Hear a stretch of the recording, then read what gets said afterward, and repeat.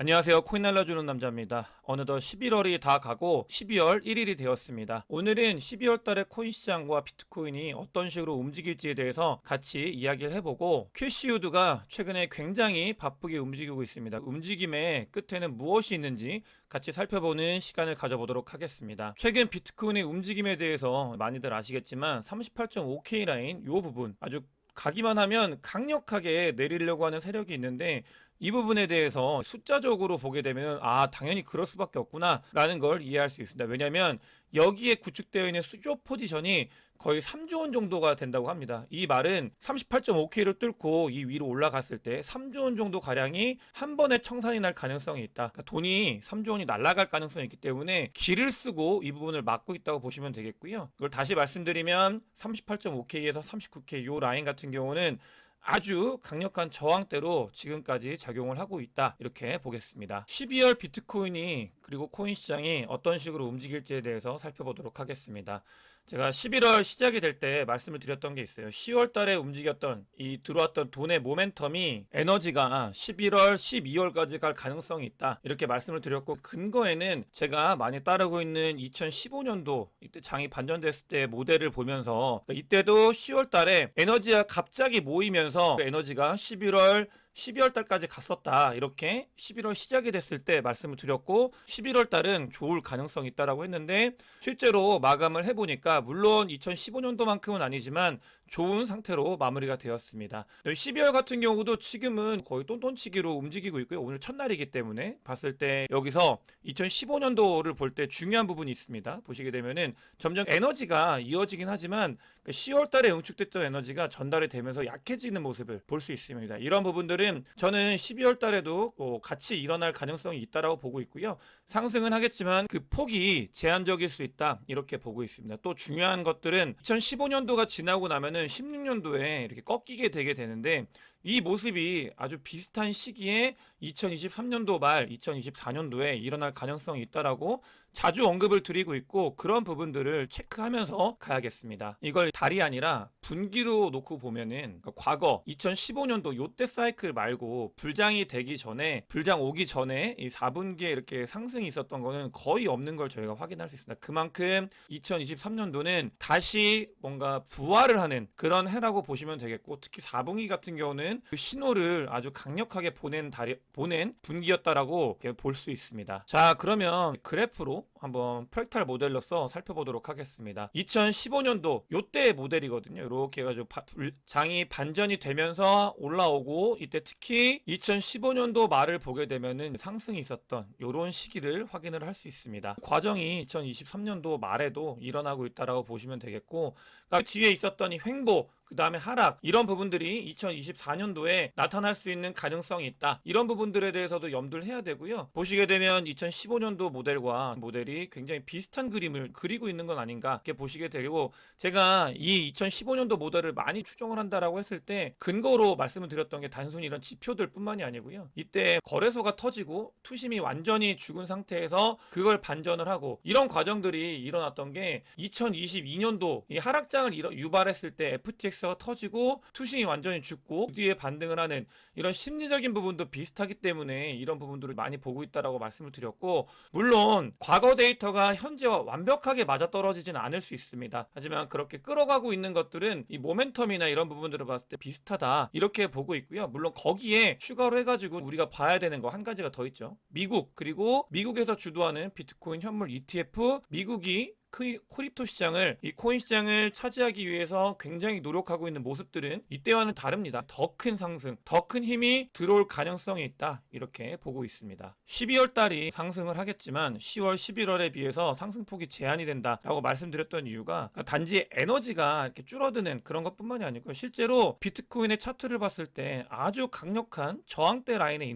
있습니다. 조금 더 올라가게 되면은 요 마지막 남은 룸을 채우고 나면은 저항대에 부딪히게 되는데, 이런 부분들은 기술적으로도 봤을 때 에너지적으로도 보게 되면 맞고 살짝 내려올 수 있는 가능성이 있기 때문에 12월 달 같은 경우는 상승폭이 제한적일 수 있는 가능성이 있다. 이런 것들을 아까 말씀드렸던 이 과거 데이터, 그다음에 이 차트, 저항대 이런 것들을 보면서 확인할 수 있습니다. 월봉으로 봤을 때 아직도 근데 플러스이긴 해요. 이렇게 플러스 신호가 떴을 때 그게 계속 이어지고 있다. 이렇게 보시면 되겠습니다. 12월 달과 내년 1월 달, 2월 달 이런 중기적인 움직임 말고 우리가 봐야 되는 건 현재 상황에서 어떤 게 이루어지고 있고 앞으로 어떤 식으로 작용할지를 봐야 되는데, 이런 이 축적 이 부분을 봤을 때 과거 데이터를 보겠습니다. 하락장일 때 기를 모으고 그냥 기를 모은다고 생각하시면 돼요. 에너지를 축적하고 그 뒤에 그걸 쓰면서 가격을 끌어올리고 또 그 뒤에 다시 기를 모으고 쓰면서 끌어올리는 이런 모멘텀이 있는 건데, 이렇게 보게 되면은 제가 메가불장 자주 언급을 드리는데 왜 그러냐면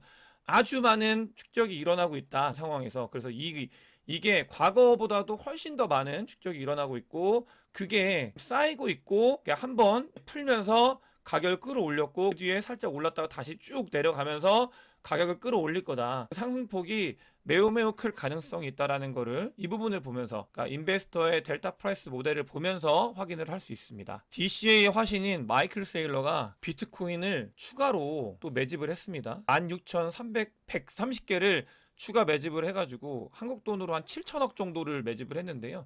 그러니까 마이클 세일러가 개인이 매집을 하는 건 아니고 이 마이크로 스트래티지 회사가 사는 건데, 그러면서 그러니까 비트코인을 얼마나 많이 들고 있냐면 17만 4천 개를 들고 있어요. 이 마이크로 스트래티지가. 그래서 16,000개를 더 추가했다.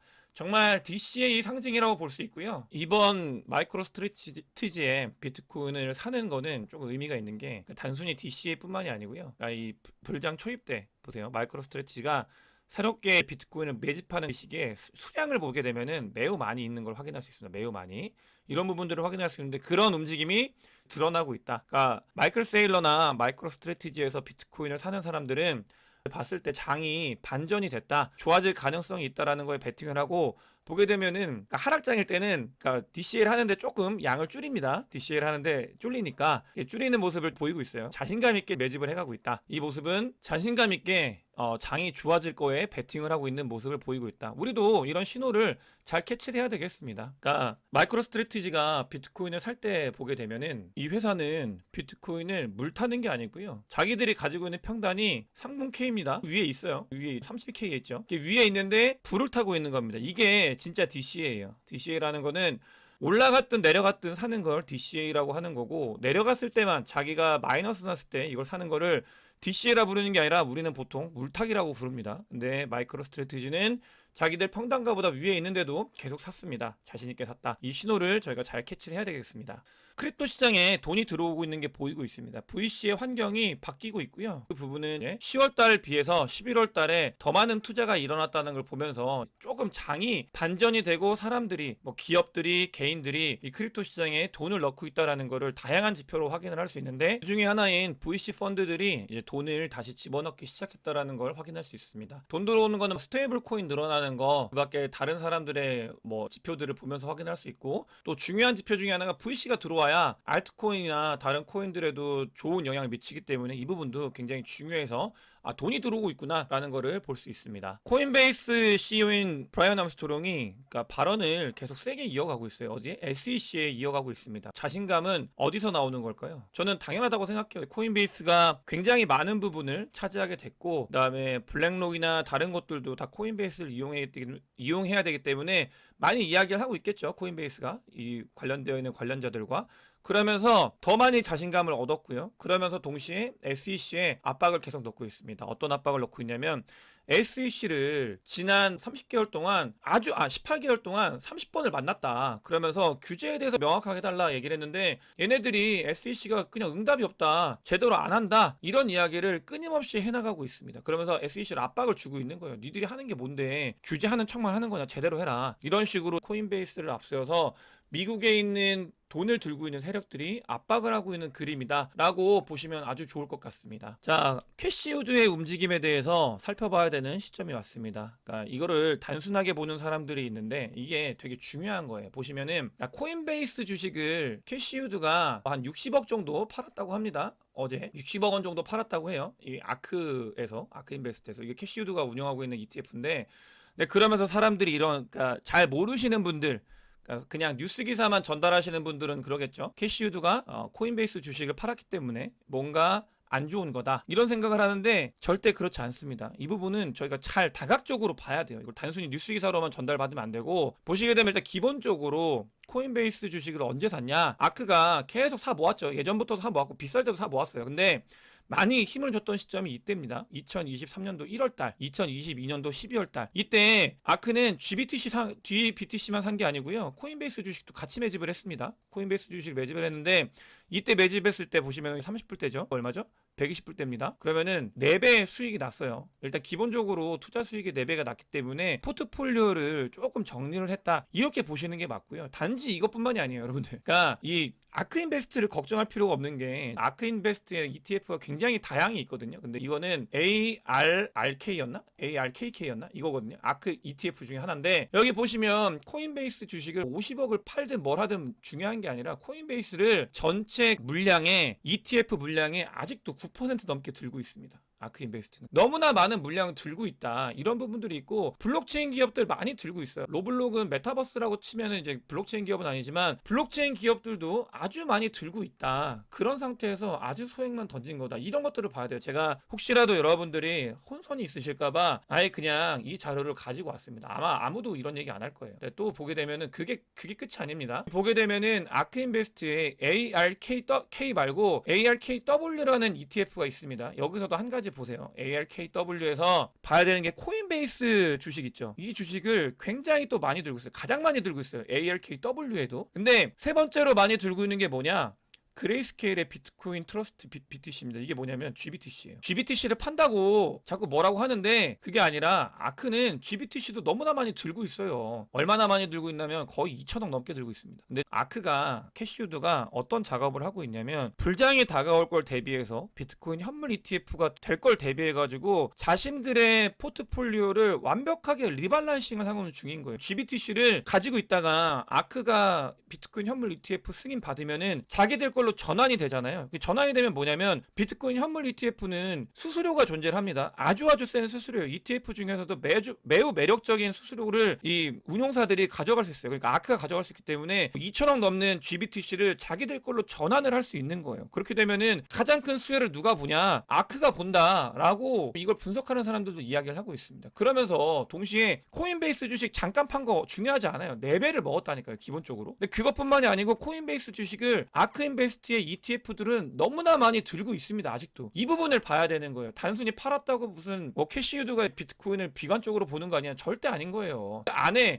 많은 사람들이 보지 않는, 뉴스 기사에 나오지 않는 것들 진짜 조사를 하게 되면은 얼마나 많은 준비를 아크가 하고 있는지를 알고 있고, 이 기회를 절대 놓치지 않기 위해서 얼마나 노력을 하고 있는지를 보게 되는 겁니다. 여러분들께서는 이걸 꼭 아셔야 돼요.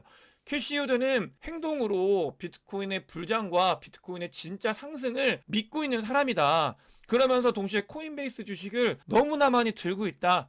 이 부분에 대해서 꼭 말씀을 드리겠습니다. 제가 기다리고 있었어요. 코인베이스 주식을 캐시우드가 팔 날을 기다리고 있다가, 그거 팔면 이거 얘기해야지 하고 기다리고 있다가 말씀을 드리는 거예요. 그래서 걱정하실 필요 없다라는 말씀을 드리고 싶고, 스위스에서도 SEC의 비트코인 현물 ETF 관련돼서 승인 요청을 했습니다. 글로벌로 돈 되는 나라들은 비트코인 현물 ETF가 얼마나 매력적인지를 파악을 했고 다 신청을 하고 있는 거예요. SEC에 직접. 그런 움직임이 보이고 있다라고 보시면 되고, SEC와 그레이스케일이 GBTC를 BTC 현물 ETF로 전환하는 거에 대해서 미팅을 갖기 시작을 했다고 합니다. 이게 이견이 있고 할 수 있지만 아예 안 될 거였으면 미팅도 안 해요. 보통 사람들이 비즈니스를 할 때 그렇잖아요. 근데 그런 것들이 비즈니스를 진행을 하고 있고, 자, 여기서 그레이스케일은 뭘 하고 있냐? 존 호프만이라는 사람을 영입을 했습니다. 이 사람은 그러니까 인베스코 임원인데, 어떤 임원이냐면 ETF를 관장하던 임원이에요. ETF를 다루던 임원을 그레이스케일은 영입을 했다. 그레이스케일도 뭔가를 알고 있다, 행동을 하고 있죠. 이 사람 왜 영입을 했겠어요? ETF를 하던 사람인데. ETF 할 거니까 영입을 했겠죠. 다음으로 보게 되면은 비트코인 ETF는 미국에선 이미 다 됐다라고 생각을 하고 있어요. 왜냐? 블랙록은 이더리움 현물 ETF를 신청했다고 말씀을 드렸는데, 피델리티도 이더리움 현물 ETF를 신청을 했습니다. 비트코인은 된 거로 생각한 거예요. 오케이, 그럼 이 다음 뭐냐? 이더리움으로 가자, 이렇게 하고 있습니다. 비트코인과 이더리움은 SEC나 미국의 규제에 아주 자유롭거든요. 비트코인, 이더리움까지 ETF를 신청을 하고 있고, 그 뒤에 다른 코인들이 나올 거다, 이런 것들은 보실 필요가 전혀 없어요. 왜냐면 알트이기 때문에 그거는 ETF에 목매일 게 아닙니다. 다른 세상이에요. 이 두 개는 기관들이 완전히 점유하려고 하고 있는 세상이고, 그 밖의 에너지는 저희가 잘 골라가지고 좋은 알트 먹어서 크게 올라가면 되는 거예요. 거기서는 승부가 완전 다른 승부입니다. ETF에 목맬 필요 없어요, 전혀. 미국에 있는 기관들은 사상 최고치의 비트코인 롱 포지션을 잡고 있습니다. 의미가 무슨 의미인지는 너무나 잘 아시겠죠. 롱 포지션이 올타임 하이를 찍고 있다라고 보시면 되겠고, 다음으로 시카고 선물 거래소가 바이낸스의 이 선물 거래보다 월등히 앞서가고 있습니다. 전체적인 거래 볼륨량도 늘어나고 있는데 그걸 넘어섰다, 그런 의미가 있습니다. 이거는 바이낸스에서 시카고 선물 거래소로 선물 거래가 넘어가고 있고, 이 말은 미국이 주도하는 시장이 점점 더 열리고 있다. 2024년도 2025년도 불장은 미국과 함께하는 불장이다. 이런 것들을 꼭 알고 있어야 되겠습니다. 그거에 맞춰가지고 비트코인 고래들도 이거 메가를 넘어가지고 어떤 표현을 쓰냐면 기가 움직임이 있다고 합니다. 기가 너무나 많은 움직임을 보이고 있다고 해요. 그만큼 깨어나고 있고 무언가를 준비하고 있습니다. 물론 당연히 상승을 준비하고 있는 거겠죠. 알트코인들도